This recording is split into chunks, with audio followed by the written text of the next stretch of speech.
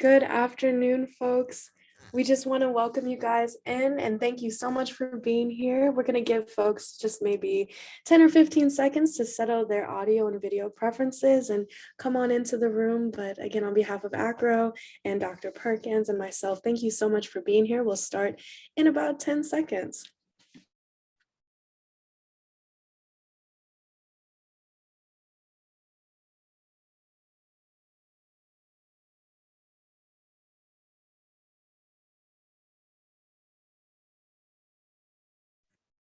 Alrighty, and again, welcome. And my name is Christina. I work with our webinars team to put on webinars such as today's. For those of you guys who have not joined us before, Acro uses Zoom webinar, meaning that your cameras and your audio are automatically off so that it eliminates the chance of interruption, but we do welcome you guys to engage in conversation using our chat functions as well as our Q&A. You'll see those at the bottom of your screen.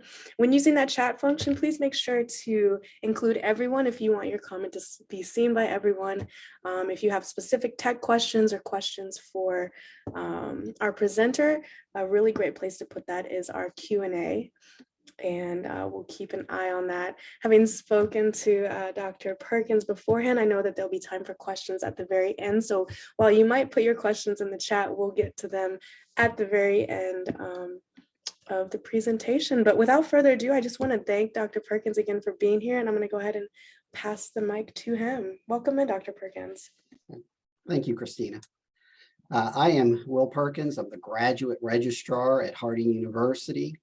And I'm going to turn off my camera during the presentation.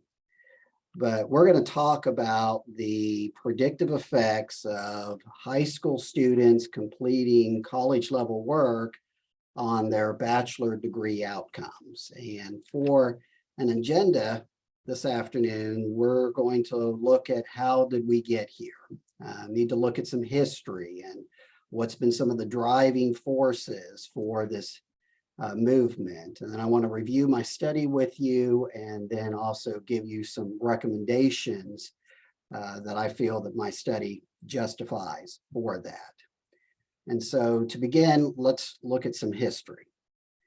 Charles Eliot, the president of Harvard in 1890, proposed an admissions test because he believed secondary education was not helping students be prepared for college rigor. And so I want us just to take a moment here and realize that this discussion between secondary education and higher ed about the disparity and that there not being a preparedness coming into college, this discussion has been going on for 130 years.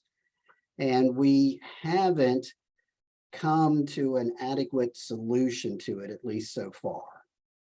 And so in the 1900s, a group of university administrators, mainly from Ivy League schools, joined together and they formed the College Entrance Examination Board. This later becomes College Board. And they began administering entrance exams. And so while the exam evaluated the students' preparedness for college, the primary goal was to challenge secondary education to raise their level of instruction.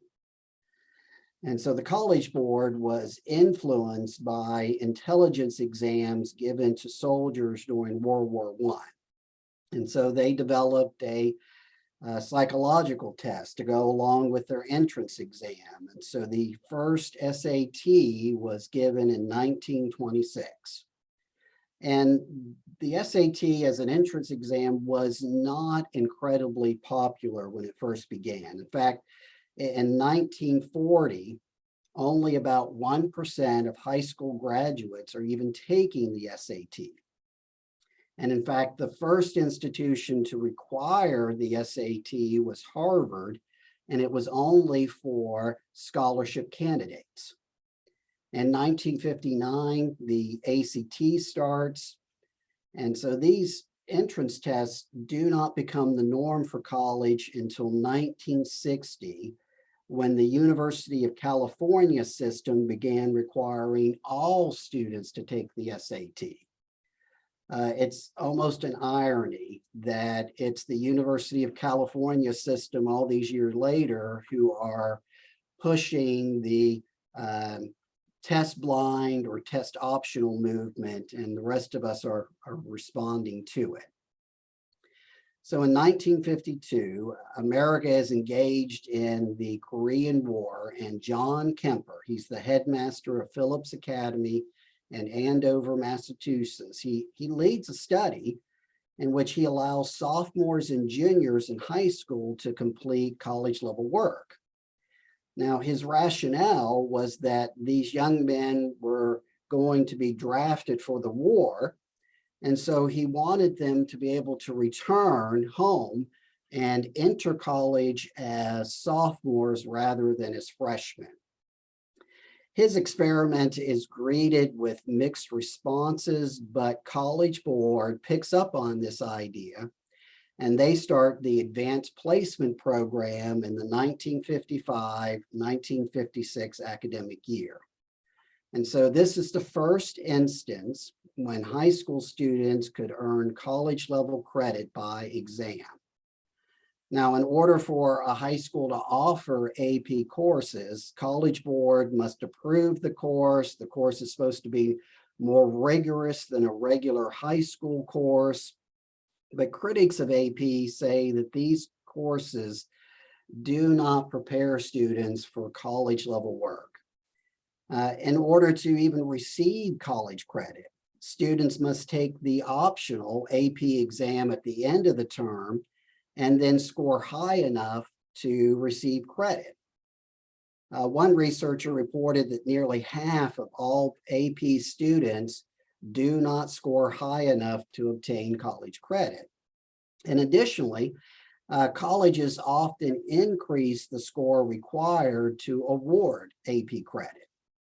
And so the National Research Council found that more than 2/3 of collegiate mathematics departments require additional testing before they will grant AP credit and allow students to move on to advanced courses.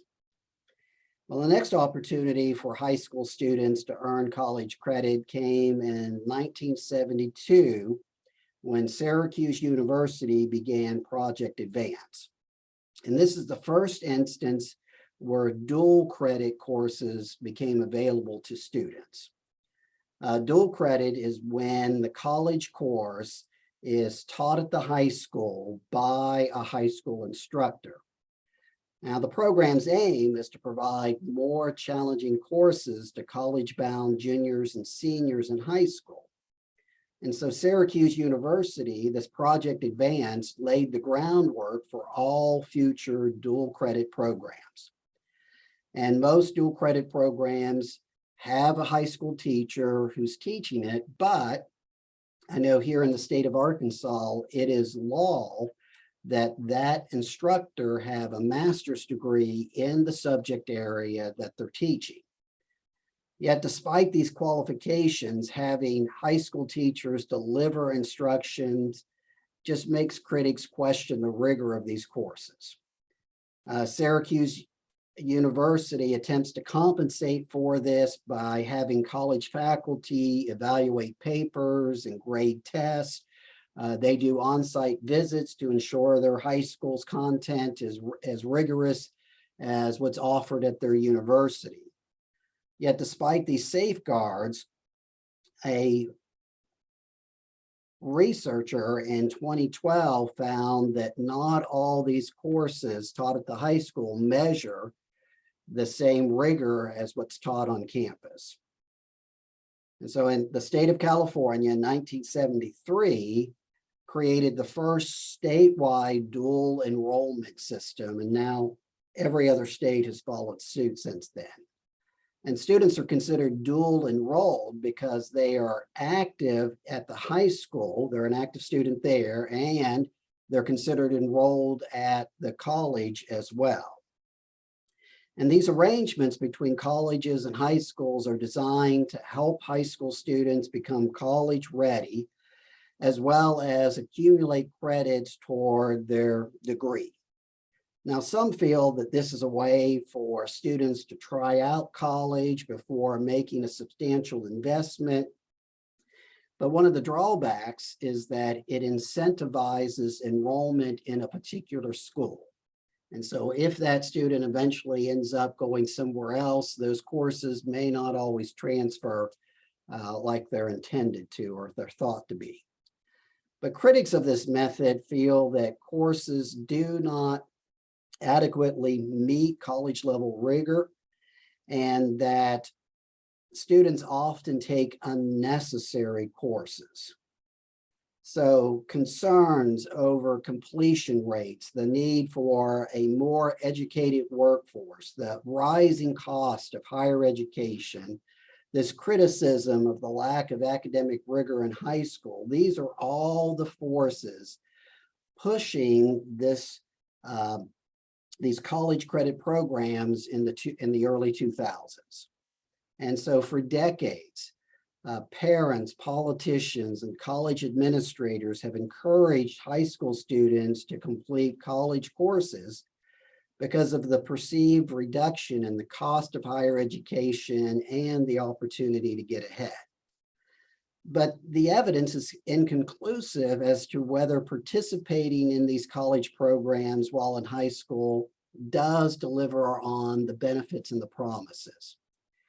I just recently saw, I think it was within the last couple of weeks, there was an article in the Chronicle of Higher Education pushing these kind of courses to help students overcome the shortfalls of the pandemic. But despite the lack of evidence, obtaining college credit in high school is extremely popular. And so with broad support and pressure applied, policymakers, legislative bodies have responded. Administrators of community colleges in a lot of states now, high school students can take courses there either at a reduced tuition rate or completely free. And so a national survey in the 2010-2011 school year showed that all their work had started to pay off. 82% of high schools reported having students enrolled in some type of college credit course. And so it's not surprising that when we arrive in 2015, that researchers are finding that most first-time enrolled college students enter in their freshman year with some type of college credit already completed. I know here at Harding, we are beginning to see the trend of students not just bringing college credit, but they are coming with their associate's degrees completed in 60 or more hours. They're transferring to us. And so in my former role, one of the things I did was degree clearance and degree certification. And I kept seeing these AP and dual enrollment courses in the students' electives. And so I began to wonder, and I began asking questions. Does taking college level courses in high school save students time as measured by the number of years to completion? And the literature out there, many researchers are saying that, yes, this is a benefit, that it's saving students time, it's saving them money.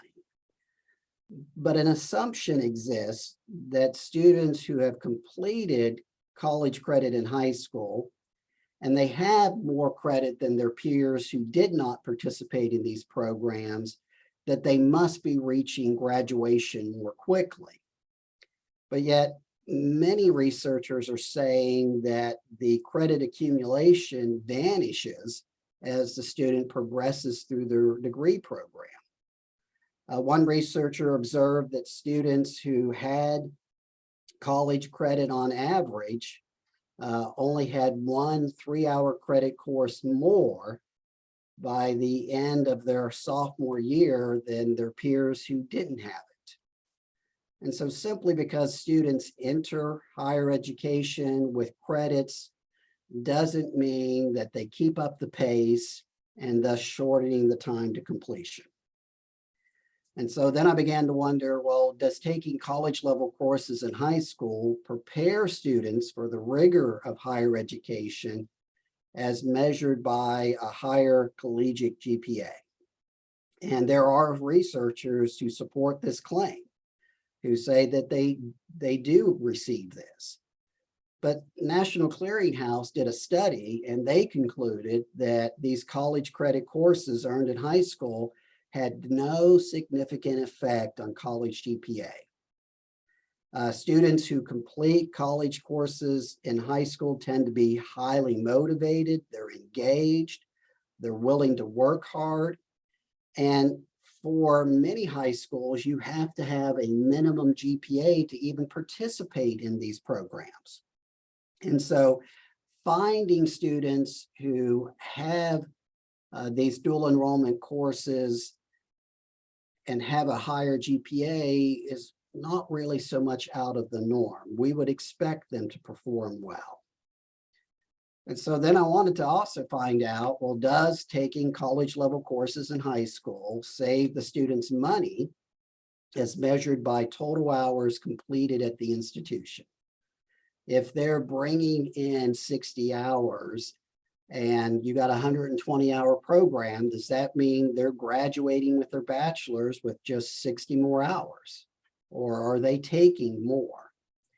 And research says that numerous studies show that there is no relationship between the length of time to degree completion and earning these credits. And so during my research, I found that there were other factors that influence college performance and graduation rates. So I wanted to be aware of them. And so beginning in the 1970s, women began outpacing men attending institutions of higher education and earning degrees.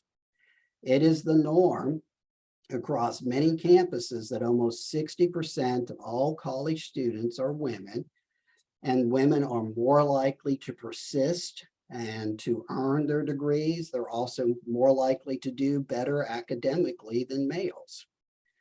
And researchers have found that female students who participate in programs providing college credit in high school, they participate in these programs at a higher rate, and that this gap exists between all ethnic groups.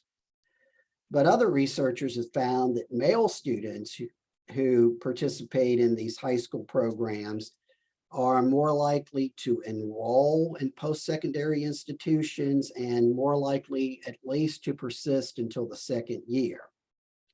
And so females are accessing higher education. They're taking advantage of accelerated programs more than males, but males also might benefit.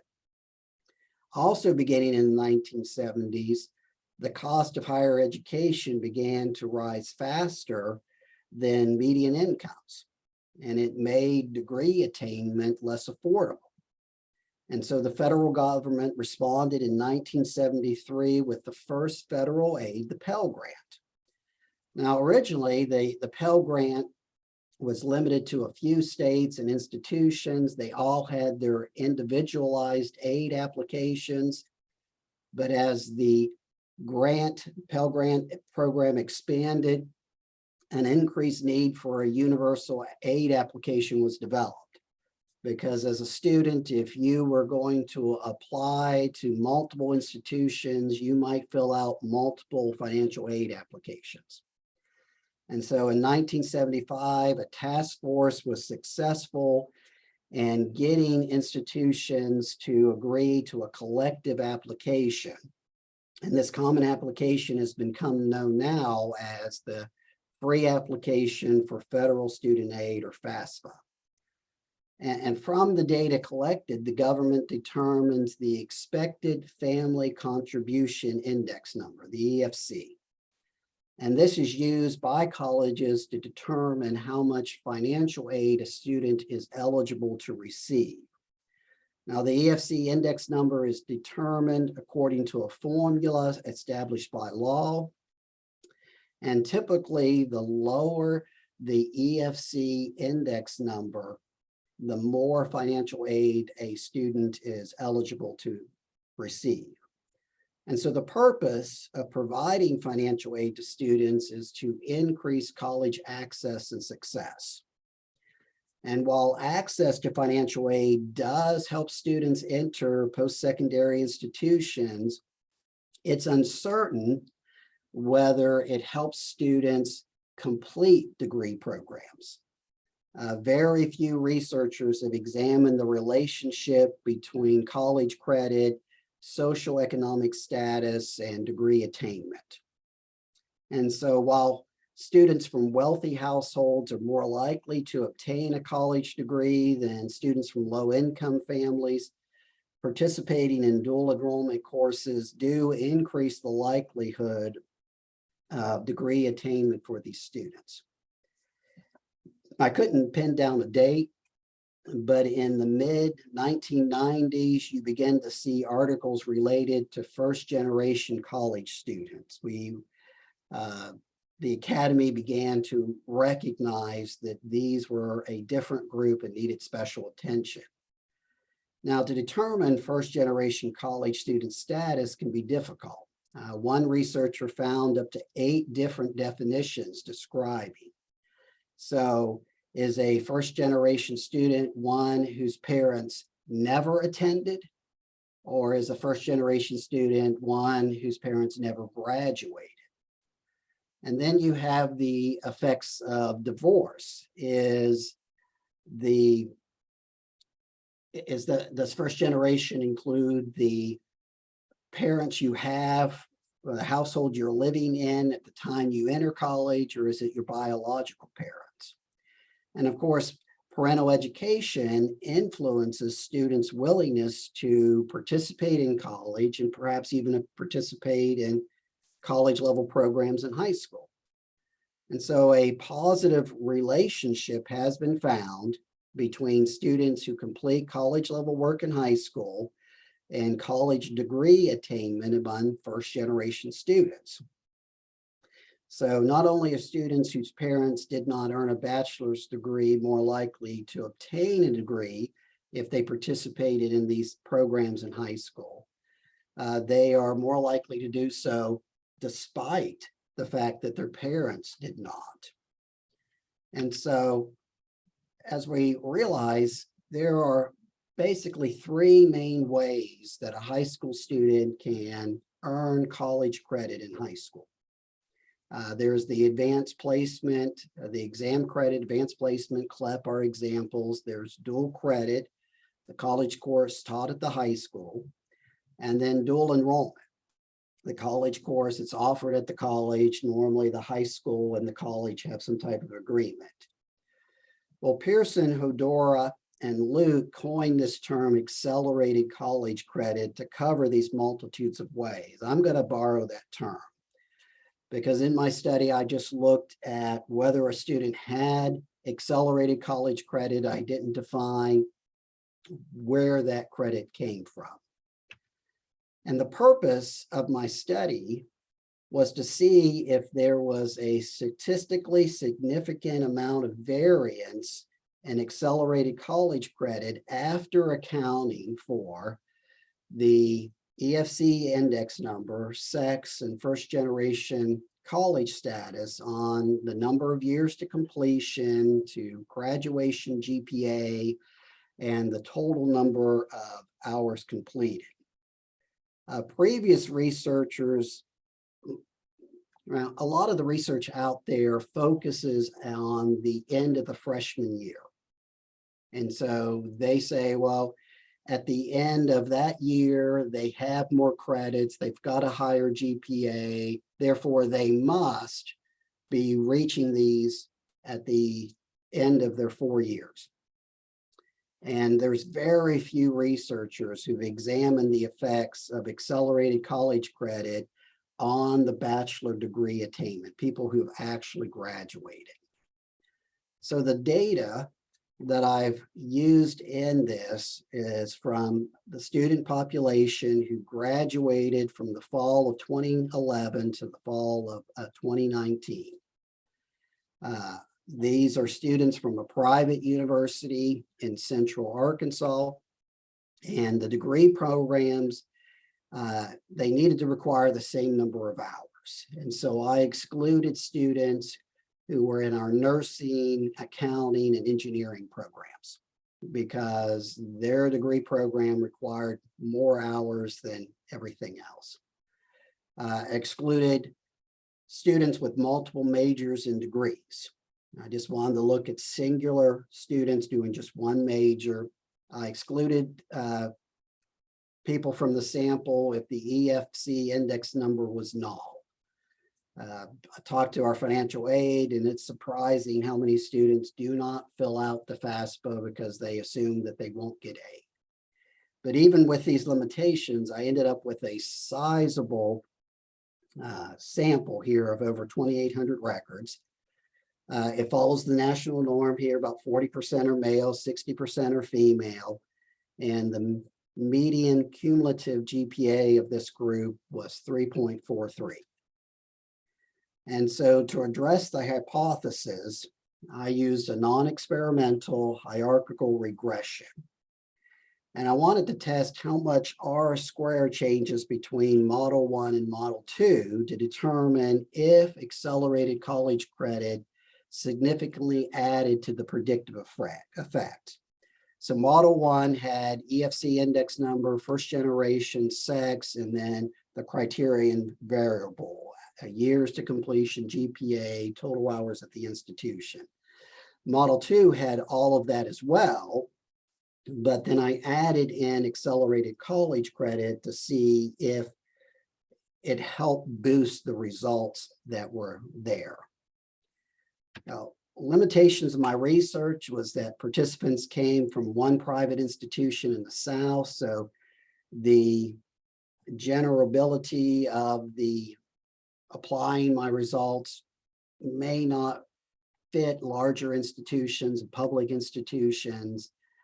I was also unable to qualify the motivations or actions of the students. I didn't know if they were highly motivated, trying to get out as quickly as they could. Did they come in as someone who was going to be an engineer and then left with a business major? I wasn't able to track that. And I was also unable to determine if enrollment was continuous. If a student took a gap year or took some time off, my data didn't show that. I saw when they enrolled first time as a freshman, and then I had their graduation date. And so first I examined the number of years to completion. And Model 1 without accelerated college credit was significant. And so I ran the second regression, and Model 2 was significant as well. And so then we want to look at our R-squares. Well, R-squared did improve. Model 1, it was 0.47. Model 2 with accelerated college credit, it was 1.104. And so my statistic professor, Dr. Akpanudo, says, hey, it's great that your team won. How did your individual players go? So to see that, we've got to look at the beta weight. And we see here that accelerated college credit and sex were the highest predictor of years to completion. This means that females did better than males. The EFC index number was slightly negative, but it didn't change from Model 1 to Model 2. So that means the more financial aid a student received, the more of a drag it was on their years to completion. And then surprisingly, first generation student was not significant. And so it didn't factor into that. But we do see with sex in Model 2 that it does increase.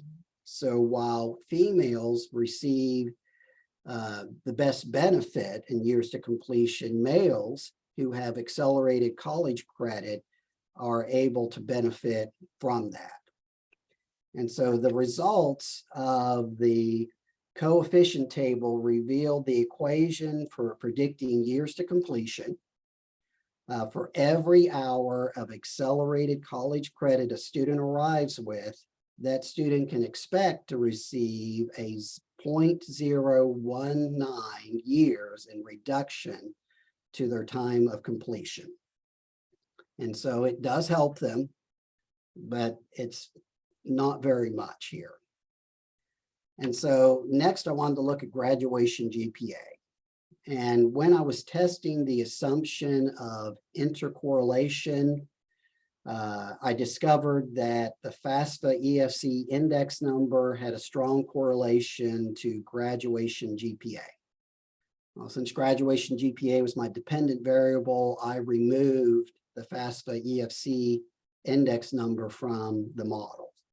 And when I did that, model 1 was significant, and so model 2 was significant as well. And so once again, looking at the R square, we do see an improvement.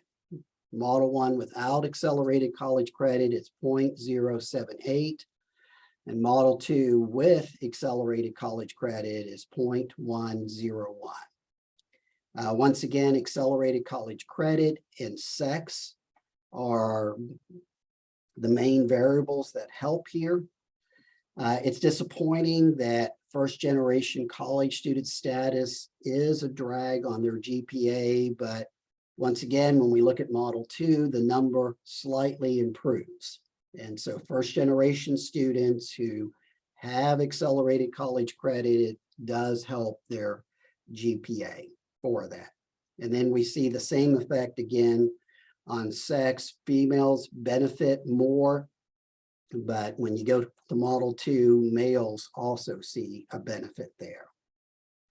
And so the results of the coefficient table reveals the equation for predicting graduation GPA. And so for every hour of accelerated college credit completed, a student could expect to receive a 0.007 boost to their GPA. And so once again, it does help the student. It is significant, but it's a very low number there. My third is I wanted to look at total hours completed at the institution. And when I was testing for the assumption of intercorrelation for total hours, there was a correlation with accelerated college credit. All the variables had a tolerance greater than 1 minus R squared, so multicollinarity was considered a problem. I went ahead and ran, despite those assumptions not being met, I ran the analysis, and as you can see, it did not meet significance of 0.05. And so it was not a significant predictor for this body of students. So the results. The analysis does reveal a positive connection between accelerated college credits and a reduced time to degree completion. And this outcome is supported by the findings of several researchers. Now, there was only a medium effect size. That's about half the group here. And that's somewhat surprising considering that research has shown that since 2015, the majority of students entering our institutions are coming with accelerated college credit completed for them. The expectation would be that there would be a more substantial effect size because there would be more students who take advantage of this and they're able to finish faster. A possible explanation is that maybe these students took accelerated college credits that did not pertain to their degree program that they ultimately completed. So they brought them in, they changed majors partway through, and it didn't help them in their final degree program. The role of the FAFSA EFC index number is also interesting here. Current research is inconclusive as to whether financial aid helps with degree attainment. But my research seems to support the idea that those who have accelerated college credit, who also have financial aid, that they benefit from that. I found another researcher that found where Pell Grant students were eligible and had college credits, they were more likely to persist to reach completion. Now, females benefited over males. That's to be expected. They are doing better academically than males. So best case scenario, putting it into that formula, females would need a minimum of 26 accelerated college credit hours to experience a half a year off their time to completion. Here at Harding, 26 hours is you're entering as a sophomore. That's you're finishing up your freshman year. So you come in with a year's worth of work, and it's only going to take a half off. It doesn't seem to be quite the benefit that we would expect to be there for. The analysis did reveal a positive correlation between accelerated college credits and graduation GPA. This is supported by other researchers who also find this correlation, that we would expect these students to have a higher post-secondary GPA. But once again, the medium effect size is interesting. We would expect, with the popularity of accelerated college programs and these students being highly motivated and having a high GPA to enter these programs, that they would have even a bigger effect on them. And so only about half are receiving this. And so while the link between accelerated college credits and a higher post-secondary GPA exists, I think it's troubling here that they're not receiving more of a benefit. The first generation being negative is disappointing. However, as we saw in the beta weights there, having accelerated college credit does help them have a higher GPA. And we're not surprised to see that females benefited over males. They just do better. And so once again, best case scenario, a female student would need a minimum of 8 accelerated college credit hours to receive a 0.056 boost to their GPA. They need quite a bit to impact that overall GPA experience. Now, the fact that the multiple regression did not lead me to find a predictive effect between the covariate variables and the total number of hours completed after enrollment, I just find that perplexing, especially considering that I found a shortened time to degree completion. And the result seems to imply that Miller and his group is correct that these students completed unnecessary courses. But perhaps these students, because they're highly motivated, completed extra courses, and they took more than what they needed. The outcome may be the result of financial aid concerns.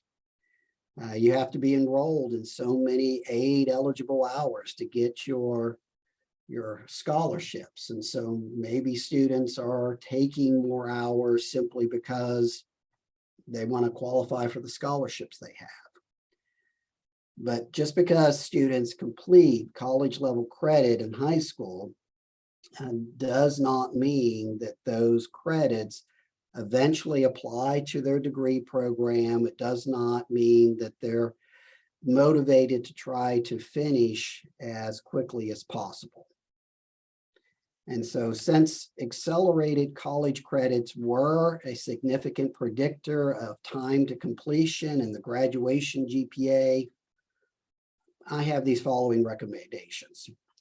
First, high schools and colleges may want to be more purposeful in recruiting male and first-generation college students to participate in these programs, especially if it's a first-generation male student.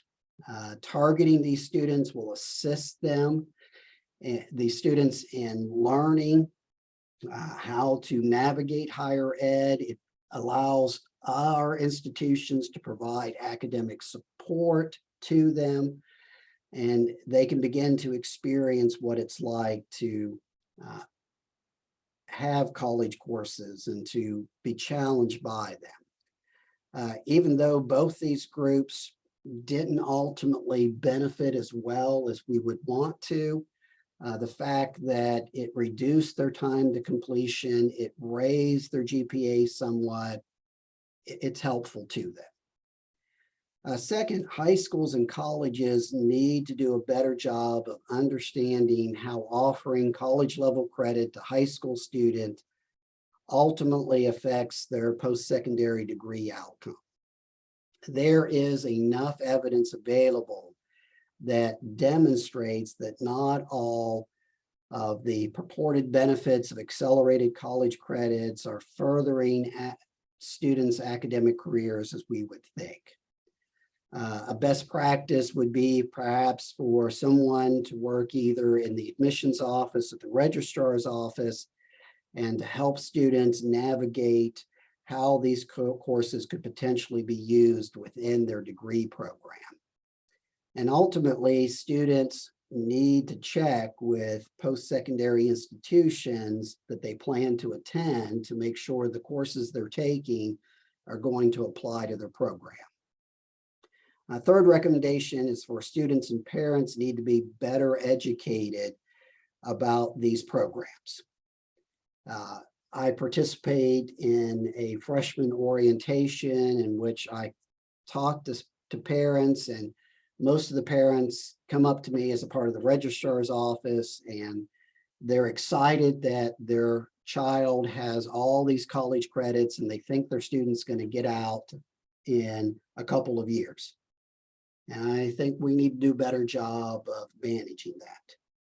You know, one of the things that I say to parents is, yes, we will take all of your college credit. It will go toward the total hours completed, but whether or not it helps the student reach degree completion faster really depends on how well they planned on the courses that they took. This fall, we had a student who arrived first time enrolled. She had completed her associate's degree. I think she had a total of 90 college credits completed, entering our institution as a freshman, and she decided that she wanted to be an education major, which is great, but the education courses build on top of one another. So she had her gen eds out of the way, she had her electives done, but she's not going to get out any faster because she had all those credits, because she didn't have them in education where she needed them. A research recommendation would be conduct a longitudinal study of students with accelerated college credits. A limitation of my study was that students had already graduated. I didn't know the motivations and the events that led them to do this. Anecdotally, when I talk to students, many students tell me, well, I took these classes because my parents made me. I took these classes because this is what all my friends were doing, and so I decided this is what I needed to do. And they really didn't think about it. And so identifying this group of students when they enter your institution as a freshman and tracking them through all the way to graduation, we would have a better idea. Is it because they changed their major? Did they use the courses in the best way possible? You know, what was going on with them? Anecdotally, once again, what I find is that a lot of students are interested in the 4-year experience. You know, mom and dad, their parents, they're interested in the student being finished and getting out. Once they get here, they want to have the full experience. And so they sometimes tap the brake and try to slow down their process there. And finally, I'd be interested in learning, does the different types, does accelerated college credit from exam, from the dual credit, from the dual enrollment, does one of those do better than others? And I'm actually partnering with an individual at another institution in a nearby state, and we're going to pull our data together, and we're going to try to see what it is, if one of those perhaps does better than the others. And so here's my contact information. If you've got questions later after this webinar that you want to contact me, let me know. And here's a QR code. If you want to read the entire research paper that I've put together, you can contact this QR code here, or use this QR code here to get us to that. And so I am going to stop sharing my screen. And here, I'm going to put my video back on, and I'll look to see. There doesn't appear to be any questions here. Yeah, I was just looking at the chat myself, Dr. Perkins, and the Q&A. It doesn't look like there are any current questions, but now, guys, is a great time to raise your hand if you want to come off mute. If you have any questions, you can always utilize that Q&A section as well. Sometimes it can take a couple minutes for folks to digest all that information.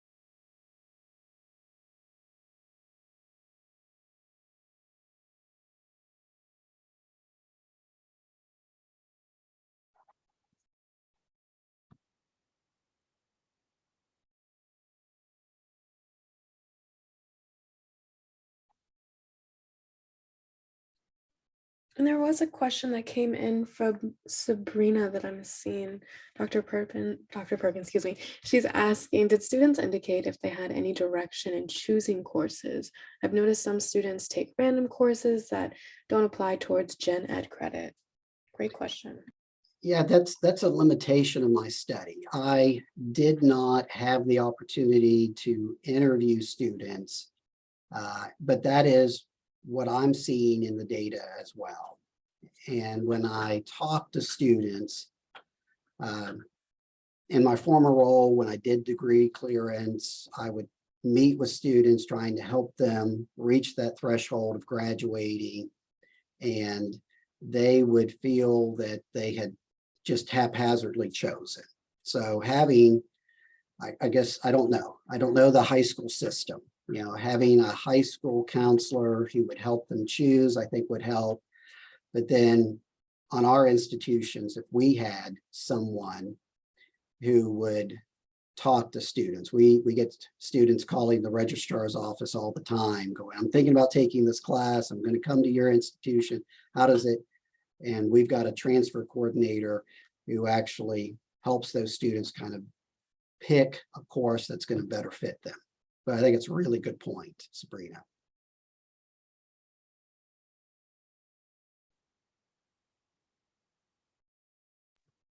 Kim made a comment that I also want to read out loud just for recording purposes, stating that I agree that better education is needed for high school students and their families. We try to recommend that students take general education courses and 1,000 out of 2,000 or 1,000, 2,000 level courses while avoiding upper level courses even when they meet those requisites. Sometimes choice in our state is determined by course availability. Yeah, and that's what we're experiencing as well. And we encourage students to take their gen eds, and we try to keep away, if especially in our engineering program, they may come with calculus completed, and our engineering advisors sometimes say, well, we want you to enroll in our calculus just to make sure you got it. And so they're repeating it, and it's not helping them.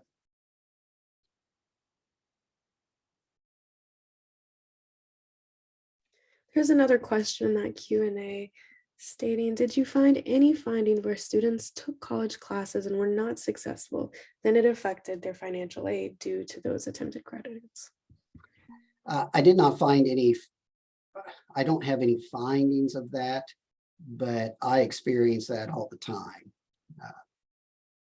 One of my roles or things I do is the degree audit.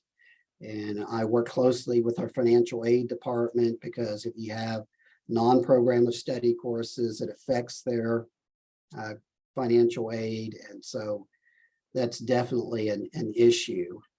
And it's something I try to stress to parents when they come and they visit.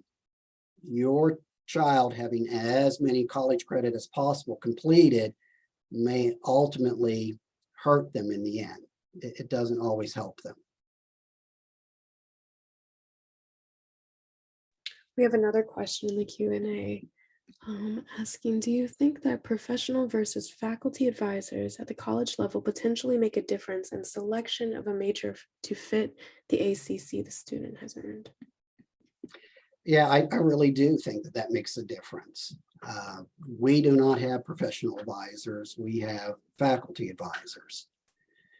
And the faculty are great. They know their program. But when it comes to applying those accelerated college credit hours in the best possible way, they're not always the best person to talk to. And I keep debating. I wonder if having the professional advisors would be better, or faculty, or a combination of both. But you know, we see that quite a bit.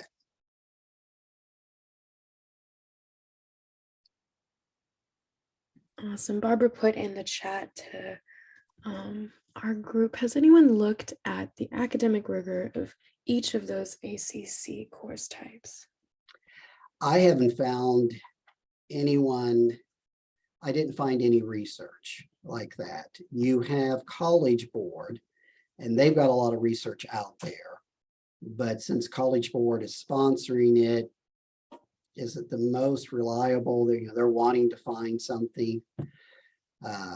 Me and another gentleman are going to work on a study where we're trying to find out if different types help better.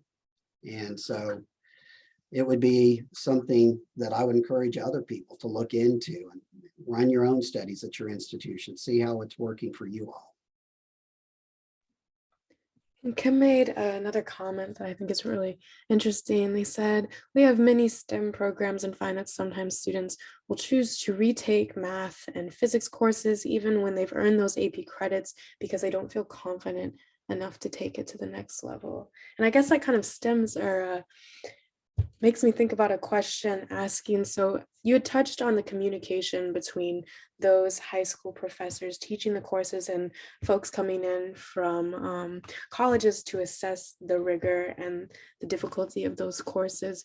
Have you in your research found improvement of communication between those two so that students who are taking the courses, so the syllabus matches more so what students need to actually be successful in college?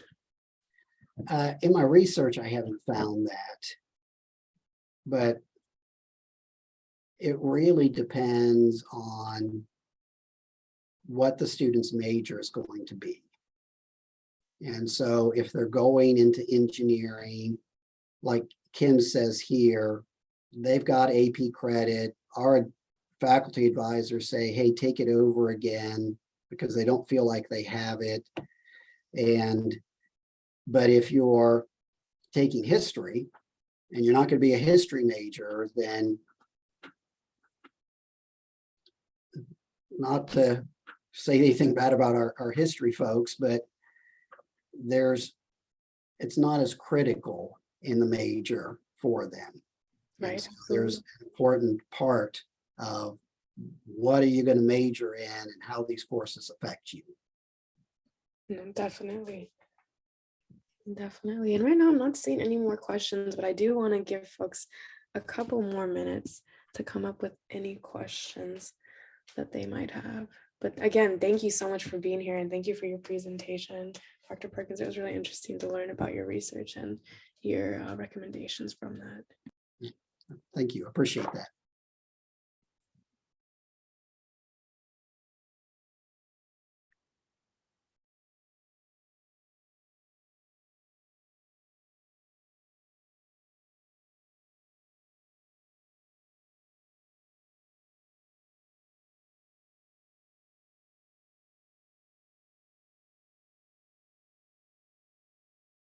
Awesome, folks. So what we'll do is we'll leave it open for maybe 30 more seconds just to see if anybody else has any questions. But his contact information was on that final slide. So if you guys have questions, you'd rather reach out for follow-up directly, feel free to reach out. And again, guys, thanks for taking some time out of your day to join us and to learn about this interesting and really important research. We're going to close out in just a few here. And finally, again, thank you so much, Dr. Perkins, for joining us and for presenting today. This was great.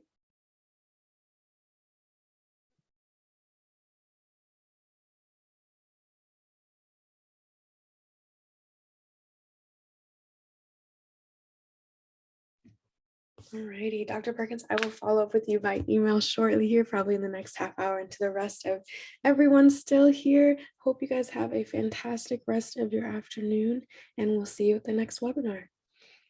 Thanks, guys. Thank you.